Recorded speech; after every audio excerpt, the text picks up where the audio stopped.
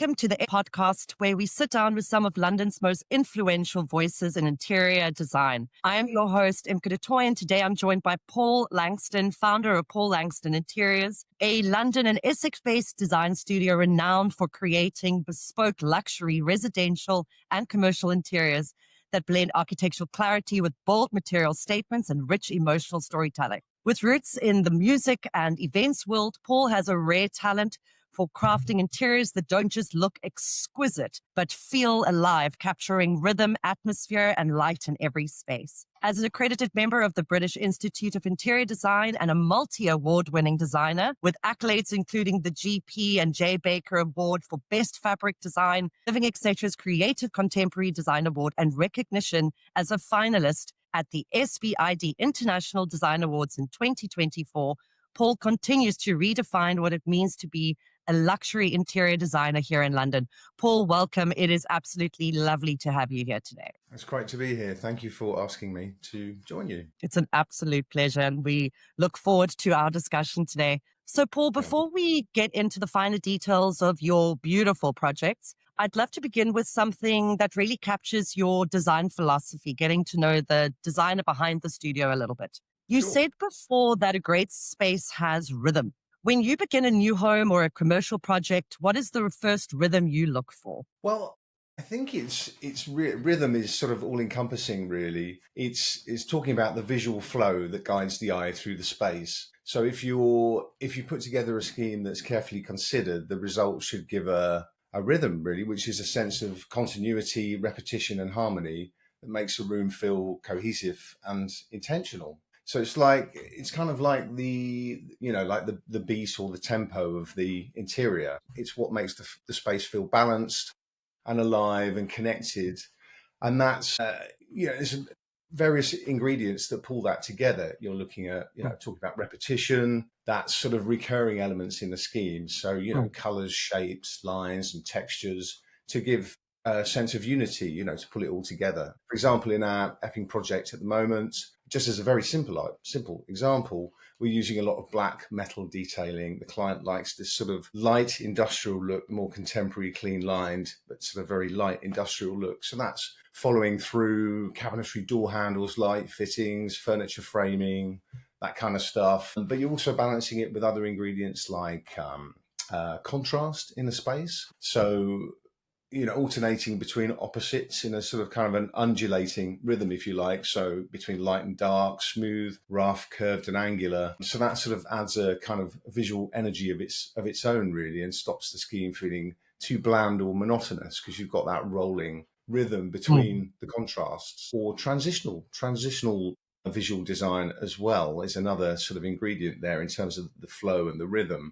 So your eye is being led from one thing to the next within an interior. So it might be in architecture or the staircase, and then that runs through to the lines in the flooring. It's often a subconscious feeling if you're walking through an interior to experience that, but it does affect how we perceive the space. And if you can integrate that at the design process, people they don't notice it, but they do notice it, if you know what I mean, subconsciously. The same with things, radiation is another way of rhythmically start designing an interior. So focusing on certain aspects, like for example, in an entrance hall, you might have a beautiful cluster chandelier, and everything's radiating from that point. When you come into the room, that is the main focus, and then the rhythm is the radiation away and out from that piece of lighting through to the rest of the room and everything that's complementing it, and ensuring that the finishes and materials are connecting with that and sort of continuing that rhythm. But that is the focus of radiation. That covers my entire question with that. I think it's absolutely beautifully said as well. It really is a motion of storytelling, and it does become a song in its own way with its own, light and lows and crescendos, as you say as well, with coming in and walking in and seeing a chandelier with the radiation is where the rhythm is, and how it brings that entire space together, which is absolutely stunning and a great way to look at it. I was just going to say, I think, as a designer, when you're designing a space and something feels like it stops that rhythm, then you know that there's more work to be done. If there's anything that jars or interrupts that flow, then that's when you need some correction, and it almost becomes mathematical in a way, more scientific, I Mm. think. Depends how you look at it, but yeah. Yes, as is I think with any art with any art or artistry, and especially looking from your music background as well, how that all fuses together and building these moments. Yeah, Every that's true. designer There has is their a own. relationship there for sure between the two. Yes, absolutely, and finding that synergy of what works. And it's creating a piece of music just in a different form. Absolutely. Every designer has their guiding principles, but also a few personal taboos. What are 5 things you'd never do as a designer and why? Hmm. I would say I would say that the most important thing is to not design for yourself. And it's, it can be tempting to do that. Oh, I've Mm, got loads of great ideas for this project. We're just going to throw it at the project and everyone will love it and it'll be fantastic. You can never really do that. You have to, you've got to leave your ego at the door. If it doesn't reflect the client's lifestyle, values, and needs, then the result is probably going to be quite hollow. mm, Every decision that you're making in the interior has got to really serve the needs and the values of the people that are using that space, not so that it fits in with the designer's portfolio.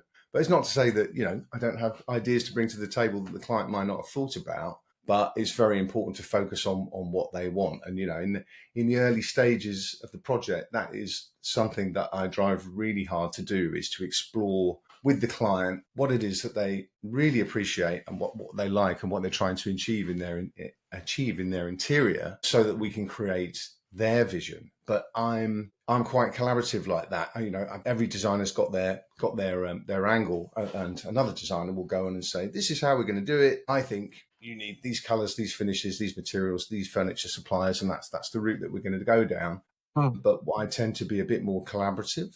So long as the client has got some ideas that we can grab hold of, then we'll kind of work through it together. And we're both adding elements, adding and maybe getting rid of certain elements, but we're going through the journey together and we're experimenting with different ideas as a team, really.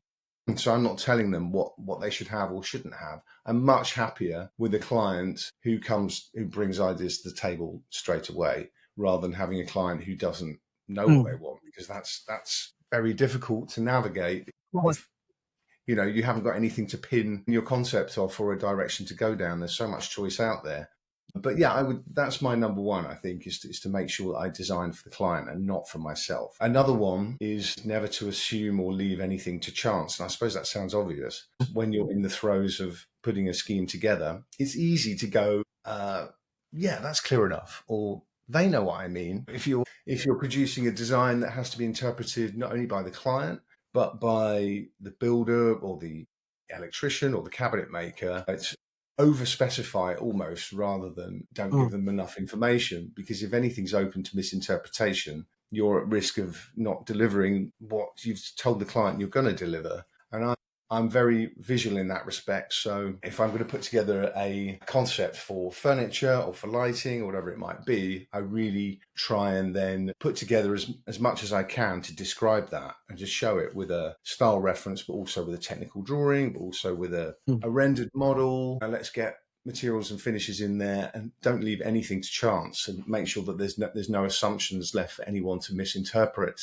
what it is that we're trying to achieve. So that's an important one. Yes, no, that definitely sounds like that's very much needed within especially within your industry and working with clients and making sure to understand, well, what it is. And like you said, not leave anything open to chance because things do happen and obviously needing to be adaptable. So I think I You do have to agree. you have to really think a few steps ahead and go, okay, so we're going to put this here and that's fine and that all makes sense. But you have to force yourself to ask more questions and go, well, if I was the builder, would it be totally clear to me that the wall paneling Mm. is going to have this finished detail on the top? Have I given them enough profile information? Right. Where's the link to the colors? Have I made it easy for them? You don't want to, you want to try and think about how they're interpreting the information as well, and don't just follow your own formats. Processes for delivery, sharing, and communicating. You have to think about how the people you're working with are going to absorb that information or find it and understand how they work, because that's going to be the best chance of them getting the picture and getting the design themselves. So that's really important, I think. Which is why I think, again, collaboration is so key when it comes to that as well. And open communication with everyone. Everyone knows it's on the same page as well, definitely. Definitely.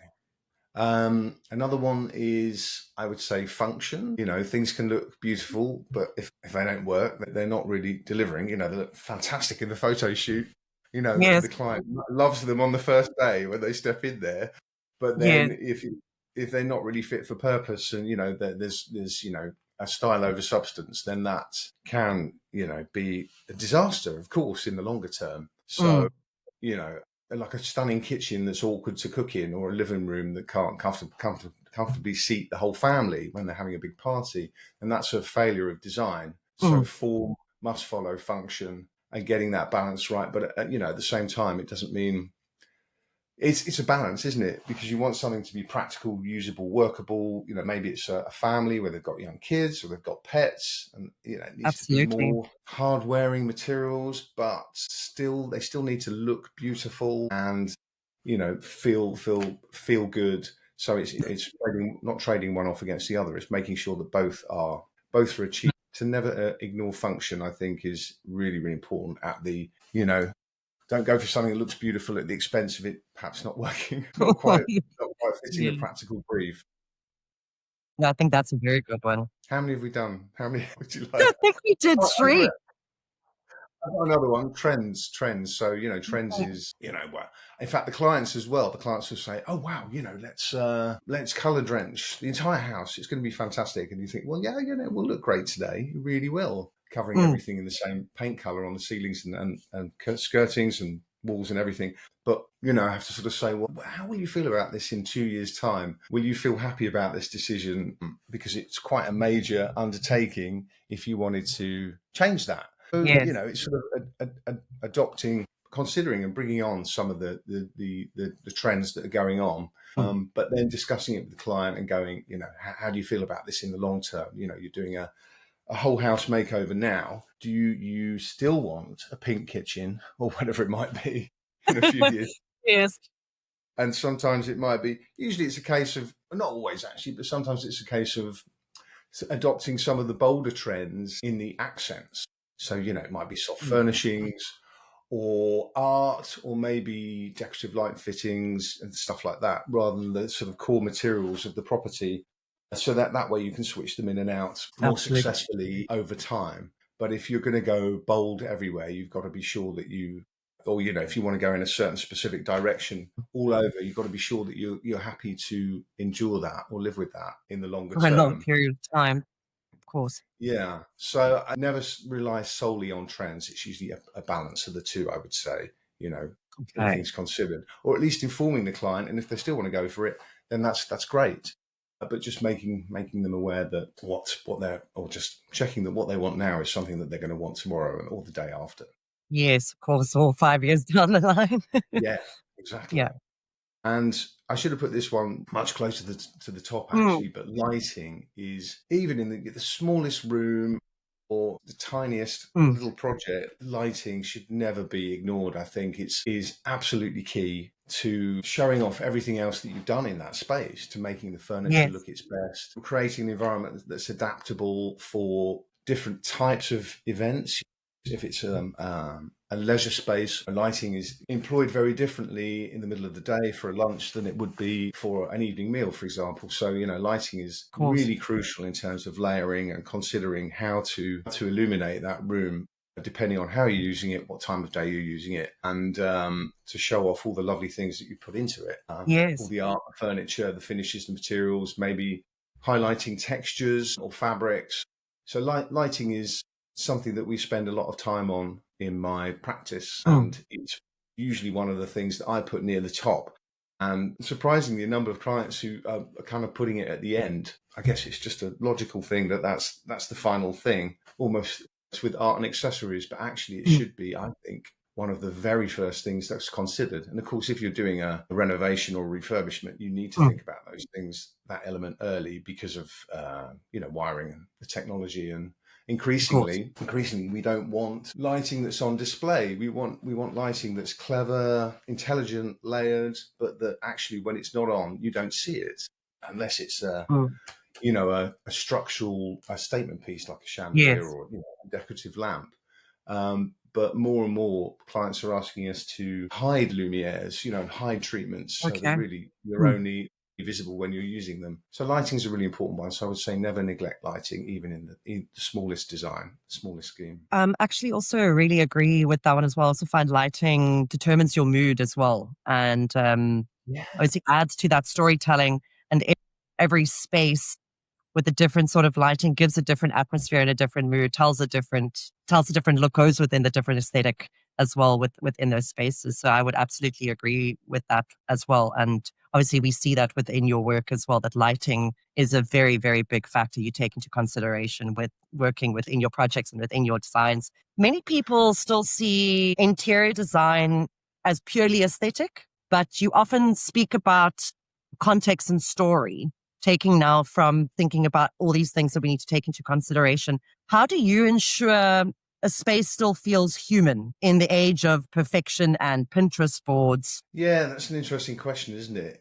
Particularly at the moment with AI, everything's AI generated, or a lot of creative, Yes. conceptual ideas are AI generated. And perfection is a seductive, or can be a seductive concept, but potentially you can end up with a result that feels a bit cold and soulless.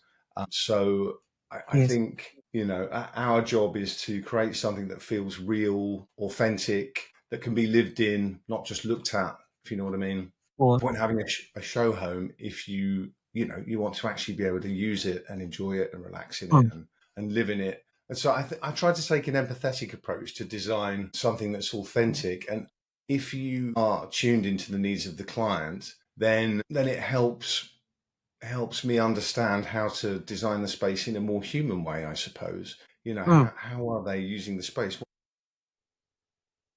What are they reaching for first thing in the morning? What do they of need course. to do to relax and switch off? Where's their favorite little cubby hole for a sanctuary at the end of the Mm, day? And that's going back to rhythms, really.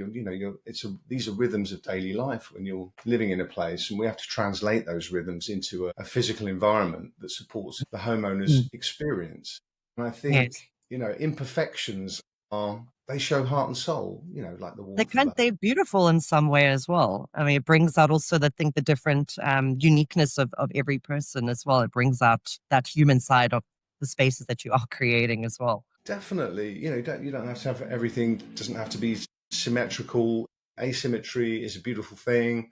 Mm. Handmade, crafted, craftsmanship's a big thing right now, isn't it? Handmade products, natural materials, handmade Yes, tile, and sure. aged timber, weathered flooring just gives that sort of authenticity, I think, and realness. Even if it's a very contemporary interior, it doesn't have to feel cold and soulless. So, yeah. I think you absolutely said it right, that it is about understanding and connecting with the clients as well, from to get that human aspect and that human collaboration going as well. And I feel that that's also within different partnerships you build into creating with your teams as well, to creating those spaces. I feel collaboration is something I believe to be a key driving factor for any business or artist, designer, and finding the Yeah, right partnership is essential. And so let's talk a absolutely. little bit about your collaboration with FCI London. Design truly meets partnerships. FCI London curates over 700 luxury furniture brands under one roof. How do you navigate the breadth of choice while staying true to your design? Because that's a lot. Oh my God, yeah. I mean, FCI has got a phenomenal range of products, and it's a massive offering out there. And it's so much. Sometimes it can be overwhelming, not only for the client but for me too. I'm like, oh my goodness. But yeah, I think there's a couple of things really. One for me, it's about listening to the client to have a super clear picture of what they want and that they're looking to achieve. And if I've done my job, hopefully I'll begin the FF&E process with a very well defined concept. And this Mm, means often you've already significantly zoomed in on a detailed spec, taking everything into consideration, which kind of right. funnels the options. So, for example, going back to the chandelier concept, once the client and I have agreed their likes or dislikes and exactly what their style and what they're looking for, really sort of rinsed that information hub and tried to, get under the skin of the client to understand them. I'm going to go away and say what I want to put in the entrance hall is a contemporary cluster chandelier, 6 meter drop cluster chandelier, and I'm going to sort of go down the road of a mixture of ribbed glass and bronze finishes with a £30,000 budget. And then already you've Yeah. got quite a well-defined specification there. And that Yes. helps you funnel, shortlist and streamline the suppliers and the furniture brands that you're going for, I think. So having a well-defined concept does help to sort of refine that straight away. But, aside from that, there's suppliers and brands out there that I value and trust.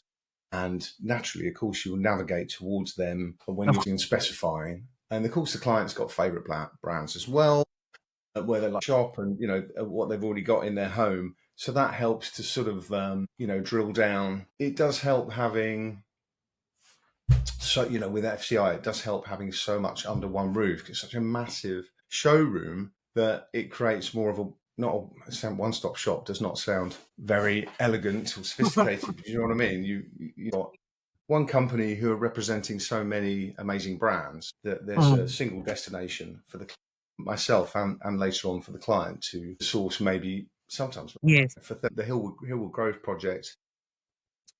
Almost everything came from FCI because they love that sort of that contemporary, elegant, luxe Italian look, and that really suited that project in particular. Right. Right. I know you partnered with FCI several times. I know within certain projects. What makes that collaboration work so well? And is there anything you would fine tune? Well, I mean, honestly, it's difficult to think of anything that I would really like to change, apart from maybe have the Park Royals, the Park Royal showroom, over here because I'm actually based in Laos, and so I'm quite a long way away from Okay. Right. London. Yeah, exactly. So it's a bit of a mission for me to get over there, but that's just distance. That's just the way it is. Obviously, quite a lot for other projects. So, but apart from that, I mean, it's been great. But Yes. I've always been so happy with all, the service and as I say, nothing's too much trouble. And you guys or FCI have always delivered for me. I can't really think of any way that they could improve, really, apart from building me my own showroom in East London. Maybe that's a conversation. um, Definitely, yeah. yeah. I know you saw several bespoke luxury pieces through FCI as well. Was there one Yeah. that really, truly stood out and brought a project together beautifully? If you had to think about one item, one piece of bespoke luxury furniture from them. Yeah, I mean, there's actually several, Okay. but I can drill down into one or two for sure. I mean, the chandelier in our Hutton Mount project, which was a Syrup chandelier, who are a European brand, Polish. I think they're a Polish chandelier company represented by FCI in the UK. So, I mean, that was the sort of showstopper in that particular project. It was 250 grams in weight. It was Oh, including the wow. cabling, 6 Large. meter drop. Sure. 6 meter drop, yeah, with 70 lumières built into it and a ton Amazing. of clear glass and gold decorative fixtures and fittings. It was awesome. It actually came in two parts. It was too big to come in one part. My cabinet makers actually put it together and hung it. But that Sure. was, you come in the Must have entrance been hall and it's just there. It's such a beautiful design, and Kasia helped us put that together and make the bespoke elements and ingredients of the mixtures of the colors and finishes there had to be carefully coordinated to make sure that they suited the room. But I mean, it was immense, this thing, and we actually it's a new build house, very beautifully built new property, but because of the weight of the chandelier, we then had to get in a structural engineer and design and build a new steel cantilever kind of beam into the ceiling that came off the original Wow. beam to actually hang the light off of, and then obviously make good and cover it up, and so it's hidden in the Yes, ceiling. of course. But it They're was exceptionally heavy as well, from what I understand. So especially those massive chandeliers as well, but they are absolutely so exquisite. So exquisite. But can you yeah, imagine? gorgeous. Yeah, 250 kilograms. Yeah, as I say, it was like That's a a lot. pretty weighty. So obviously needed the full sort of scaffold frame to get it up and a couple of days to do it. But it was so worth the effort. And it's a spectacular Can you result. imagine? And the clients are very happy. And, it's just an absolute nightmare to clean. Yes, no, understandable. Probably take that. A lot longer than the few days you put up. Yeah, a Need really scaffolding long to feather keep it. duster, over the balcony, Yes. or I'm not quite sure how they do it actually, but there is a very good company who I put them in touch with who specialise in chandelier cleaning in that area. But Okay. I think they come in with their own frame and they just do it that way. I But would so, imagine. It would be a little bit so difficult, I think, for the average person, I know, right? Yeah, unless you are, you're comfortable with scaffolding. Um, I okay, but know let's exactly. Yeah, or maybe in the end you'll just be picked up by a drone, and you can just sort of exactly with your fly feather around it. duster, and there you go. It's probably not far off. It's probably not far off. But Possibly the not. other You thing, never know. if I Life is could just always mention, changing, so yeah, exactly. you know. The other element actually in that same project that had a huge impact. Actually, in fact, it's called Impact. It's called the Impact Coffee Table from Reflex, another Italian brand, and that Okay. was in the formal living space. Beautiful space, sort of warm luxe neutrals. You have these gorgeous Meridiani sofas. We reclad the chimney breast in Taj Mahal marble, gorgeous. My cabinet makers produced this lovely low cabinetry, timber cabinetry, and we had some fabulous Tom Faulkner lighting. The client's own part of their Andy Warhol collection was sort of shown off in that room as well, which really set it Oh, off. Beautiful punches of colour all around the wall. But it felt like the room just needed a little something else. And the coffee table that we found was stunning. So it's a black, ultra gloss, low square coffee table with a sort of a crack of gold running down the centre of it. So it's like the table's been split in two yes, with this sort of very vivid sort of orangey gold running through the middle of it. And it just completely finished the room. And of course, it's right in the middle of the room as well. So you've got yes, that radiation rhythm yes. going on there. But that was another piece that I was delighted to have found that, and the client just immediately fell in love with it. It must be wonderful as well if you feel something's missing and you find that final just piece of the puzzle, really, because it's exactly what that is. And I can only imagine also with having that gold strip down the middle as well, just that color radiating and then feeding off the Andy Warhol, bold colors. And aesthetic must have Definitely, been exceptionally pleasing when you found the piece that brought it all together. And I think that totally. makes it so much more special when you're working on projects when you find something that wasn't planned beforehand, but just managed to pull everything together. Yeah. Speaking about that as well, let's have a little bit of a look at one of your projects as well. I'm going to share a few pictures of the Okay. project. I That's all am right. jumping the gun here. Okay. Yeah. All right. This project shows a clear sense of flow and precision. What was the central idea or mood you wanted this space to convey? Well, for this particular project, the client wanted, the brief was clean lines, elegant, contemporary, luxury. So the base palette was, warm, rich, neutral finishes and materials, including a lot of textured fabrics, rich timbers, luxurious leathers, which you can see there on the armchair, and metallic accents. You've got that lovely Meridiani Yes. table there with the gold band around it as well. So, but they also wanted to avoid anything bland. They didn't want a hotel-like scheme. So they have got a sense of adventure, and they like engaging art pieces, standout architectural design in furniture and accessories. So that's where things like in that image, the Mui lamps above the kitchen island come in. These beautiful sort Yes. of very sort of standout, powerful pendants. The Meridiani table, and then actually on the wall behind that you can't see in this image, there's some lovely cabinetry and some objet d'art. So that was kind of the vibe, really. Yeah, Absolutely stunning. And that light in this corner on the right side is also such an yeah, interesting piece as well. And it just brings something different to this room in my own, from my side. yeah. And then a That's a little bit fabulous about lamp, isn't it? It's almost like a plant. I love the way it's got the sort yes. of multi-directional heads on that. Yeah, it's cool. On that light. This So, one, this is there's a mezzanine level, which is just above the area that we were just looking at, actually. And the okay. clients were wondering, what do we do with this? What do we do with it? It's kind of an open space with the light and sound is traveling up from the floor below. You've got double Yes. height windows out onto the rear garden, so it's a lovely place to kind of sit and just enjoy the space. So how about a Stunning. reading library area? Yes. And there's a lot of symmetry in this space. You come up the main staircase, and then right in front of you have this open aperture, and you're facing the garden. And then as you come in, you've got these two corners on both sides. So we Mm. thought, well, let's continue with the symmetry here and produce something really lovely. Myself and my cabinet makers, designed this sort of asymmetrical, formatted. So you've got the symmetry, but then you've got the irregularities within the shelving Yes.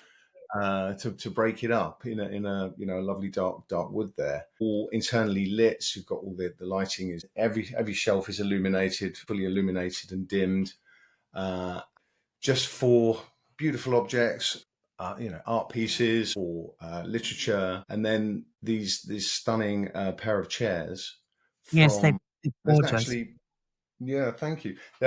We actually did these on both sides, so this is just one side here. These are Okay. from Misura MA. Misura MA. So we've got this lovely upholstery here, this sort of warm taupey upholstery. And then on the other side, we've got a chair with a footstool in like a rich blue velvet. Okay. So, you've got that carry through that narrative, but they've got their own individual personality. So, and actually Yes. at Christmas time, this time of year, or nearly this time of year, clients then put their Christmas tree right in the middle of that space. So you can see it all the way through, really, the Yes. house from the landing through to the garden. So it's a really nice place to be, just to hang out and relax. It I'm very looks happy with that. exceptionally inviting as well. I must say it's a wonderful use of space. A lot of people don't think about those little nooks and crannies and how to redefine it and create a separate space on its own. So I think this is absolutely stunning, and that bookshelf is just incredible because everything is different and eclectic, and it all just mixes well and very, very, very pleasing to the eye. And I can see that with the light that comes in from that side as well. It's a great place to sit and to read for sure. It's awesome, and it's big enough that you could have all of this going on, but actually in the middle of the space, there's absolutely nothing. Just that view, onto the garden. So it Incredible. still feels calm, spacious, welcoming, very Yes, relaxing. Kind of spread out, if you like, but everything's got its own space without feeling hemmed in by anything else. incredible. Oh, thank you. Planning is so important anyway. You've got to get everything, all the detail done before you even lift a hammer. It's got to be designed, I think, from that point of view, anything that involves the integrity of the building. So we had to really make certain that everything was going to be very richly thought out, because the guys were not there to look at the property or walk around it with us. We Of had course. the opportunities to meet up face to face. So actually, in this instance, nothing got missed, and all the avenues were explored very, very early on. They always, for example, they always said, we really want the dining room to be fabulous. We want this wine wall to go in. The clients have got an extensive wine collection, so we had to, that was one of the key things that they wanted. The chandelier to fill that the void of the Is this the room fill the you void. are thinking That's about? right. Yeah, that's right. Yeah, so that's my wine wall there designed. But again, it's collaborative. So it's, how many bottles of wine have you got? How do you want them stored? Do you want, what kind of look do we want? So it's like a mixture. They wanted to have a very contemporary look. So we've got these lovely metal interiors for the actual wine cooling element. The fridge is in the middle with the frameless glass doors. Then you've got this lovely, rich walnut display units left and right with the glass shelves and all their beautiful glassware and objet d'art in there. So it works very Yes. well. And actually, that's a mixture of two things here. The cabinetry is all brand new, but actually the clients bought their own furniture. I found some chairs to complement the table, Yes. but the table and the chandelier, I think, are from Hudson, New York. So the clients had already chosen those and decided that that they want that they were going to go in there. So it was working around their existing design direction and furniture that they already had, which is another angle as well. But yeah, that was an absolute it's a real delight working on that project. One. And let's talk a little bit now about the shaping of the world. And as we understand interior design today with trends or working with clients and other Yeah. future designs, it's the definition of luxury keeps evolving. What does luxury mean to you today? Is it comfort? Is it craftsmanship? Or is it something a little bit more emotional? What does luxury mean to you? Well, I think today is definitely a different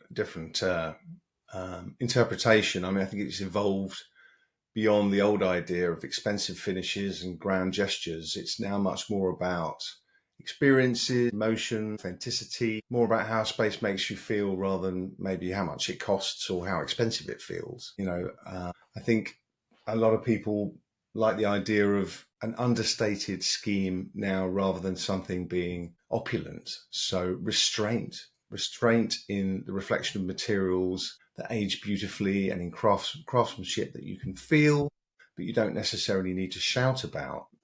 Tactility and craftsmanship, again, there's a growing appreciation for how things are made.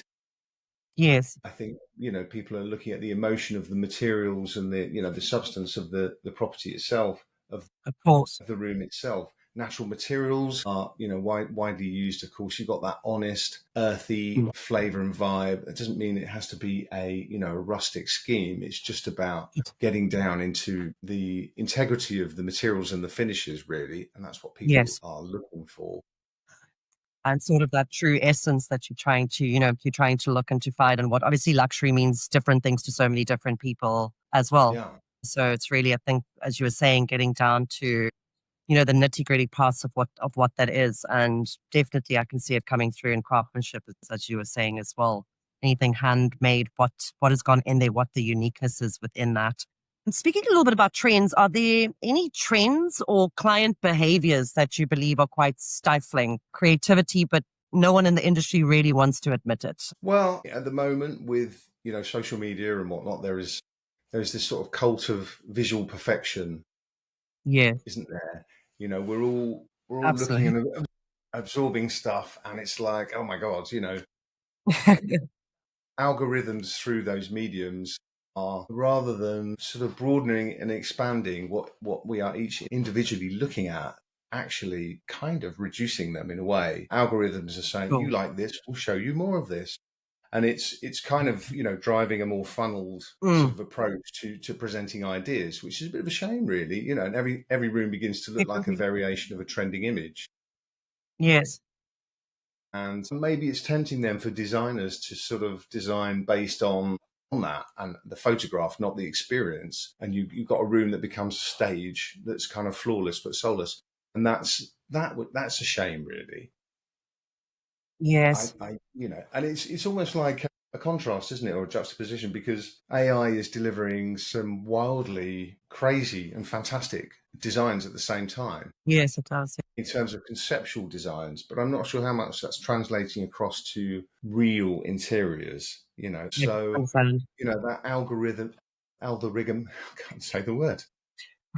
Yes, it's a The, difficult the way that word. the algorithms are kind of driving us down very specific routes individually. Yes, It's a bit worrying, I think, where, we should be expanding and exploring the creative of environments course. rather than just going down a single route and a single path. Yes. Otherwise, everyone just gets directed, like you said, into that funnel, streamlined, one narrow visioned, um, situation. And yes, it streamlines things, but as you say, it's the creativity, the need for exploring gets a little bit lost Definitely. within that. Yeah, it's kind of On all the being other done hand, for us.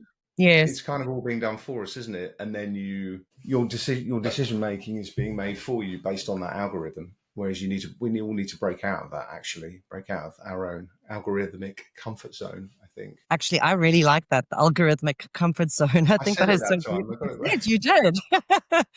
On the other hand, though, what new mindset or movements gives you hope for the future of luxury space design? Well, going back to what we were talking about before in terms of this sort of view towards honest interiors and architecture, actually, in terms of sustainability, craftsmanship, individuality, that is still coming through, which I'm loving, actually. And That's that could be any fantastic. kind of interior. And it's, clients are not looking for the replicas of aspirational lifestyles, or less so. They want homes that reflect their personal narrative. And that means, it might mean bespoke joinery, hand finished materials, natural imperfections, and that makes those interiors more human, I think. I like that direction, and that's sort of reinforced with the sort of, angles of biophilic design, of course, which is Yes. very popular at the moment. Although it scares me to see people using sort of faux biophilia. I think it should be, Mm, real plants or whatever, or more of an authentic approach rather than a synthetic one, um, yes. rather than the replacement of nature. We should be sort of integrating it more, I think. Also, Yeah.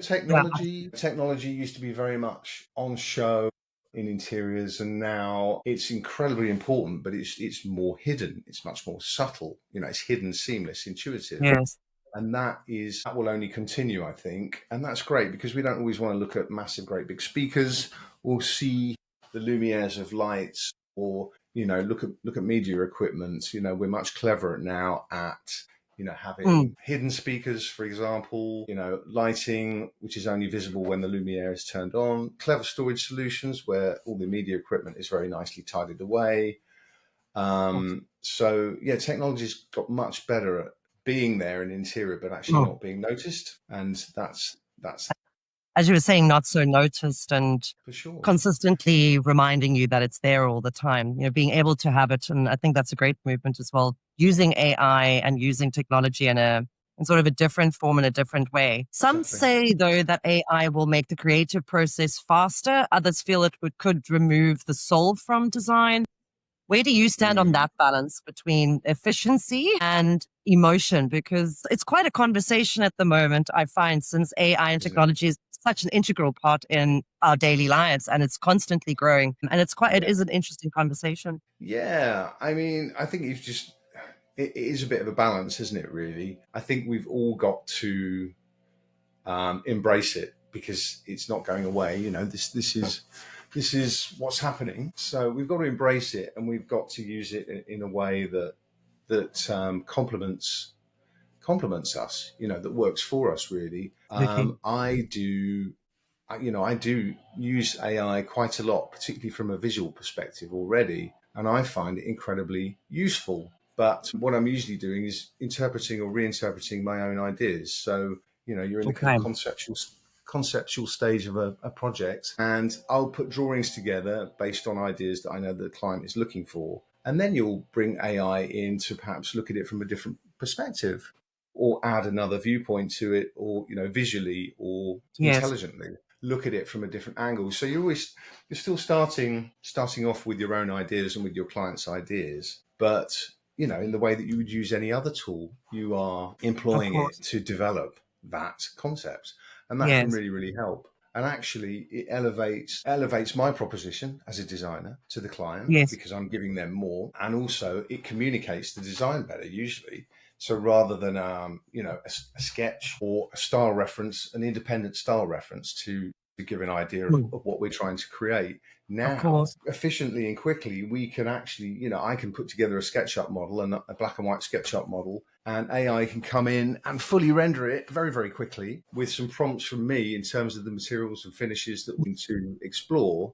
and turn it into a video, zoom in, take certain elements in, out, look at it from different angles and perspectives, and suddenly you've got a much clearer idea of what the final result is. Um, You have to managing clients' expectations is everything. They want to know that what you're um, now is what they're going to get at the end. That's the most important thing. That's the bottom line. So I yes. think, carefully used, it's very, very useful, very valuable, and Yes. we've got to just get on with it and adopt it, and use it Accept and use it to the embrace. best advantage that we can. Yeah, absolutely. You've actually, I think, popped into a little bit into the next question with our conversation, with the use of AI tools from conception of development and visualization. I mean, do you prefer the tactile hands-on process of sketching and refining ideas? I know, as you said, it really helps and it aids having AI tools being able to assist with things a lot quicker and a lot more efficiently.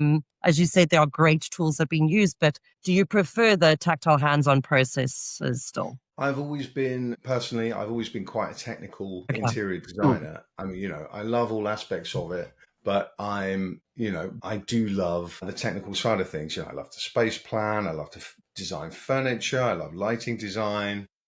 Yes. So I do work a lot with computers in those areas, of course, because there is more technical interpretation. And I love art and stuff like that, but my sketches are terrible. They're awful. My physical interpretations are not nearly as good as the ones that I do digitally when I'm Yes. using software like AutoCAD or SketchUp. And also, I just Yes. find it's more convenient that you can produce 10 different versions of that very quickly digitally or Absolutely. technically, whereas sketching is I don't think is as versatile as that. And also, I'm not sure that my hands-on designing in that way, it communicates it as well to the client as it does when I'm doing it Right. through a technical Yes. interface. So I've never really done that. When it comes to being on site, I'm very hands-on on site. I'd love Mm. to get messy with the paints and with the finishes and the samples, and that's great. So that's brilliant. But in terms of the actual designing, I tend to favour the more sort of digital direction Yes. rather than the sketchy hands-on On the sketching style. side. Absolutely. Looking from that as well, I mean, with clients increasingly expecting instant renders before, deep design conversations sometimes, do you think it just makes clients more informed or simply more impatient as you get a lot of different clients? Yeah, it's kind of a little bit of both, actually. Yeah. Initially, I think clients were a bit like, "Wow, oh my god, look at that! Isn't that amazing? Look what you can do." And then very quickly, like all of us, actually, it's just human beings, isn't it? You go, "Oh, okay, that's the norm now," and Yeah. it's kind of, "I'm now expecting this level, please, every time." So Mm. I had to think very carefully before introducing the sort of the more sort of rendered AI integrated deliverables to clients, because I thought, once I do this, there's no going back.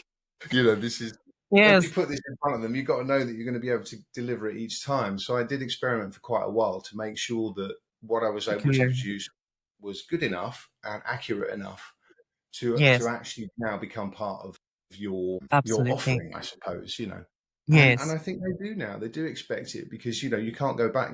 It's definitely going to be much happier with a fully rendered image of your completed kitchen than you are with a black and white version with some Of color course. references stuck on. The difference between now and maybe a year or two ago you'd have to take it to a graphic designer. You'd have to take a black and white model and they would build that render, and it would take a lot longer to drop in those finishes and materials and to add the lighting and the mood to Mm. that picture. And that's just one angle. Then if you want to take the Yep. kitchen from a different angle or a zoom in, then that has to be done all over again. Whereas now it's completely different. Within 2 minutes you've got that image, and then in And another two multiple. minutes you've got another Yeah. angle. Another 2 minutes you've got a zoom in, and that's just with the likes of Chat GPT. Never mind more powerful engines like Yes. Mid Journey, for example, which is an Yes, of course. extremely powerful um, uh, visual generator now, and quite complex as well, but it can deliver some amazing stuff, really.